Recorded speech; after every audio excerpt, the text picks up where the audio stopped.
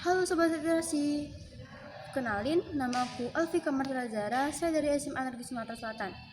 Hari ini saya mau membagikan resensi buku yang berjudul Berkata Baik atau Diam 294 Adab Kebiasaan Rasulullah Subhanahu Alaihi Wasallam, di mana karya dari Nini Handrini yang diterbitkan oleh Gramedia Pustaka Utama tahun 2016.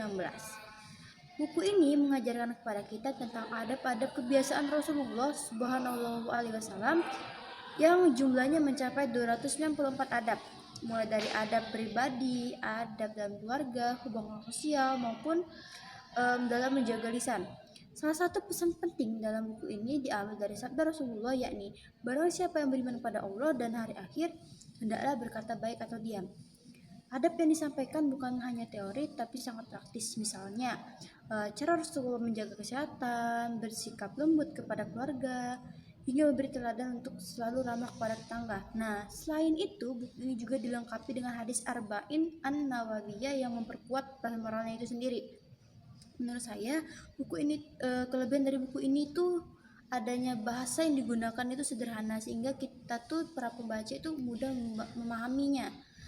Terus juga isinya praktis yang bisa langsung diterapkan dalam kehidupan sehari-hari, dan dilanjutkan juga membuat kita tuh lebih dekat dengan Rasulullah karena adab yang ditampilkan itu nyata dan relevan. Lalu kekurangan dari buku ini menurut saya itu adalah beberapa adab yang dijelaskan terlalu singkat dan hingga membuat kita tuh lebih ingin tahu secara detail, dan yang juga tampilannya itu masih full text tanpa adanya ilustrasi, dan ini mungkin terasa lebih monoton dan membuat pembaca itu agak sedikit bosan. Lalu setelah saya membaca buku ini, saya tuh merasa semakin sadar betapa pentingnya kita menjaga lisan dan sikap dalam kehidupan sehari-hari. Apalagi nih kita tuh di masa di era media sosial dan globalisasi. Nah, kita nih pinter harus gimana sih tutur kata kita, cara kita berkata baik, ataupun kita tuh enaknya gitu, kita tuh harus apa, kita tuh harus mikir dulu sebelum kita membicarakan sesuatu atau ngomong sesuatu. Jadi kitanya berkata baik atau diam. Nah, bisa juga dimaknai sebagai berhati-hati sebelum menulis komentar atau menyebarkan sesuatu informasi.